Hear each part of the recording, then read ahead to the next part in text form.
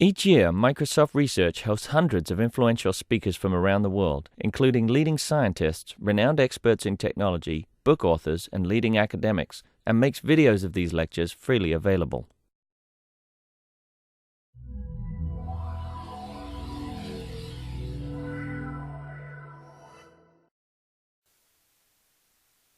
We're going to talk about coaching tips. William Arruda is here to talk about personal branding, and he is one of the leading experts in personal branding, so very excited to have him here today.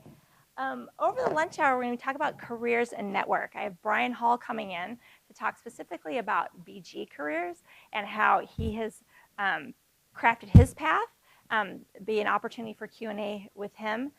Then at lunchtime, I have invited 8 general managers to join us for lunch. They will be upstairs at different tables. I'll introduce them quickly here. They won't actually be here, but where they are and how long they've been here, what kind of career they've had.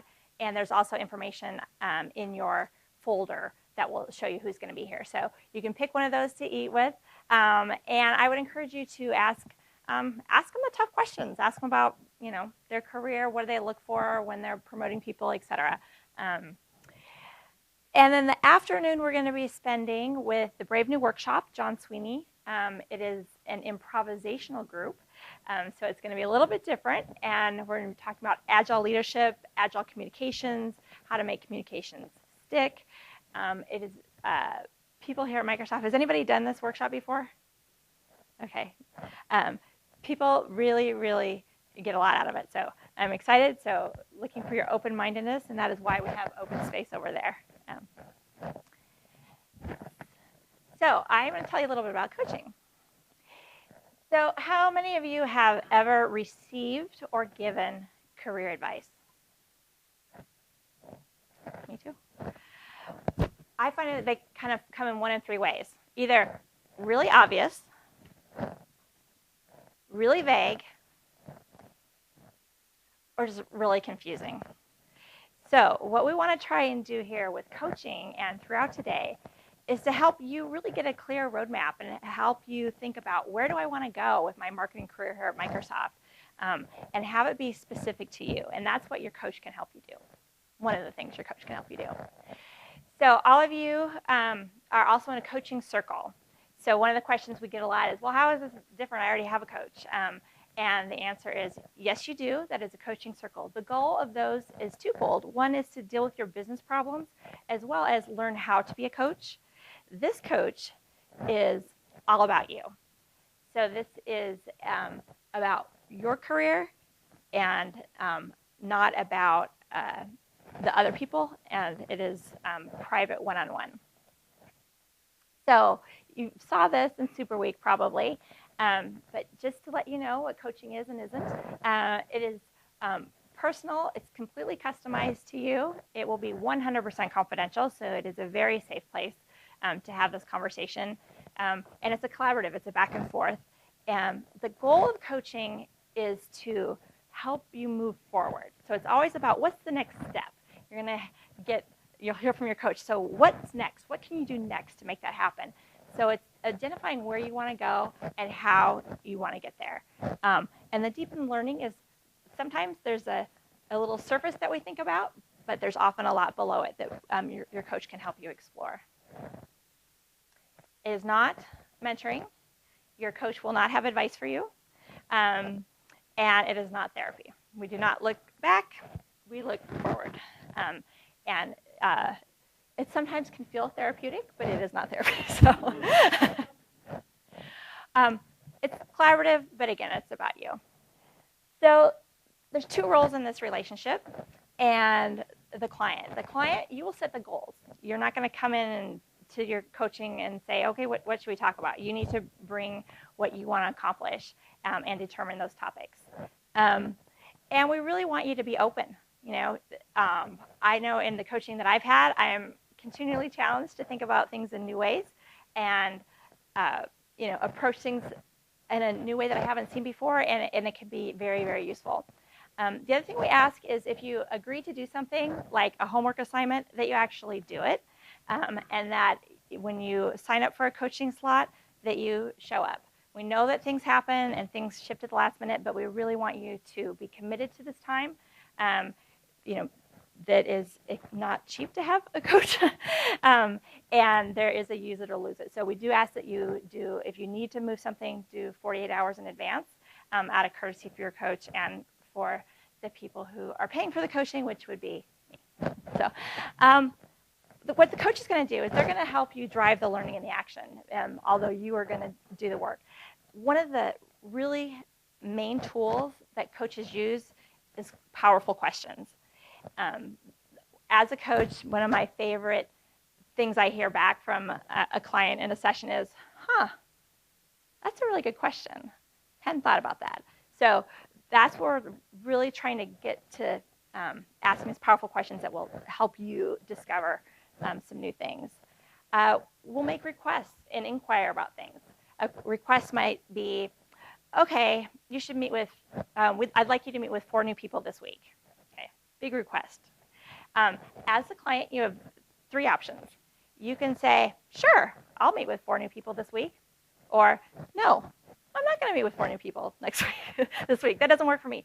Or a counteroffer. Gosh, 4 in a week is too many, but I think 4 in 3 weeks is probably reasonable. So that's what I'll sign up for. And then that becomes the commitment that you're making to yourself and your coach to move your action forward. Insights. This is when your coach is listening for the words that you say and also for the words that you don't say. So they're going to probably, just kind of use their intuition and say, wow, I'm kind of hearing this. And you know what? They're not always going to be right. And that's okay. And if they're not right, you can tell them. You say, that's not really right. That doesn't work for me. You're not going to hurt their feelings. This is about you and what you need. So don't be shy about giving feedback and saying, you're going down a direction. I don't really care about that, or I don't think that's working for me. Let's do something else.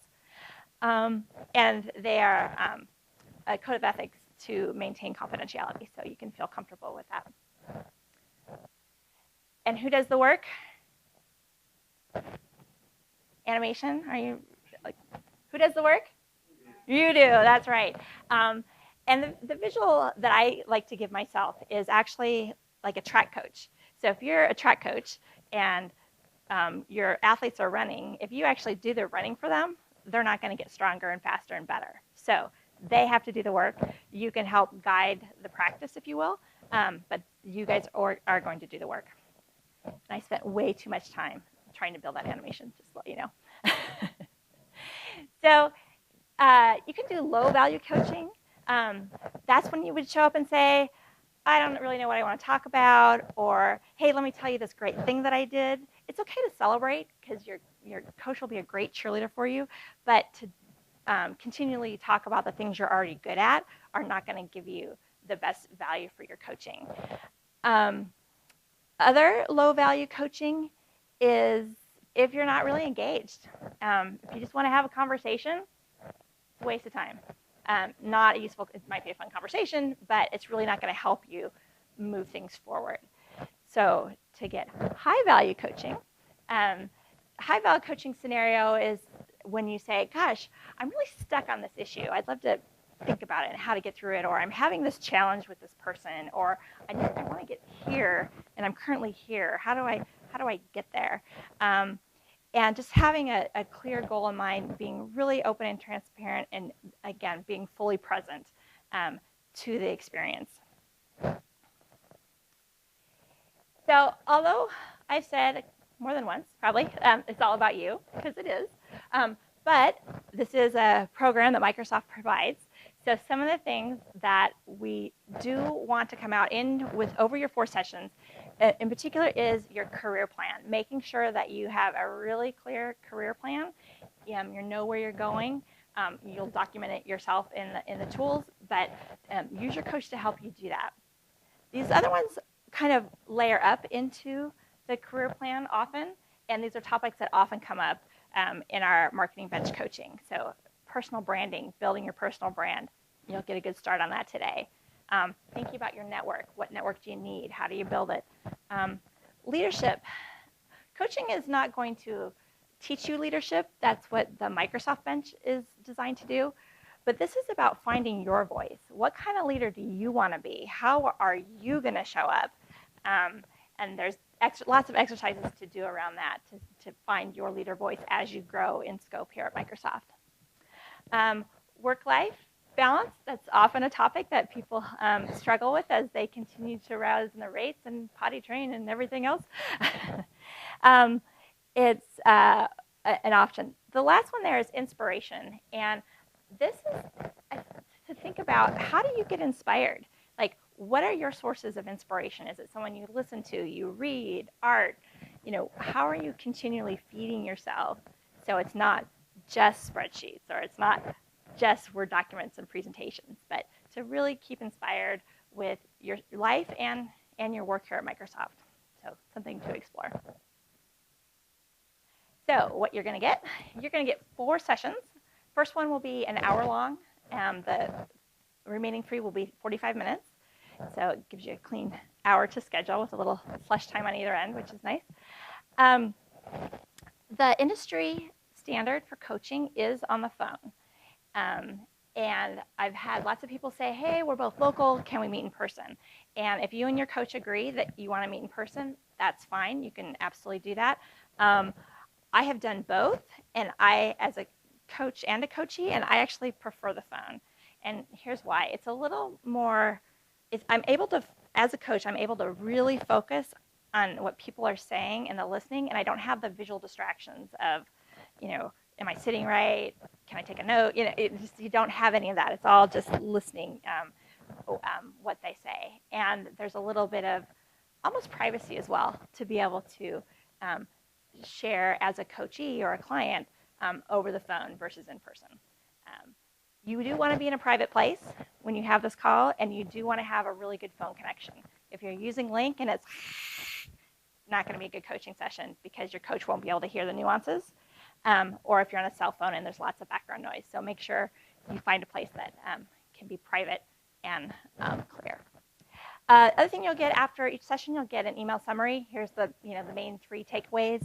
That will go only to you, will not go to your manager or the program manager or anybody else, just to you, to kind of remind you of what you agreed to or what the key topics were. It also gives your coach an opportunity to go back before the next session and just refresh and say, okay, here's where we ended up last time. Okay, so we've kind of covered this, but make your first session count, come with a topic, do your homework ahead of time. You only have 4 sessions, so you don't want to have that just be a lovely meet and greet. Be honest, relentlessly get your needs met. That's where I was saying, if people are going in a direction you don't want, or this has not happened, but if you decide that you don't have a fit with your coach, you just don't feel like it's a good fit for you, let me know. We will rematch you with a new coach. We want it to be a good experience. We don't want you just to drop out and not use your sessions, because we can find you the right match. But it hasn't happened yet, but we are open to it. Just from a logistics standpoint, try to get them all on your calendar. About once a month is what we recommend, January through May. And as you know, you'll probably need to move them around, but you get them there. It just kind of helps you. Your coach will be reaching out to schedule your first one. If you don't hear from them, go ahead and reach out. You should have their contact information. If not, you can ping me. And then in your first session, try and get them all agreed to. And use them. Use your sessions. There is a video that you can watch as well to learn a little bit more about coaching. That I will send the link out. All right. Who has the first question about coaching?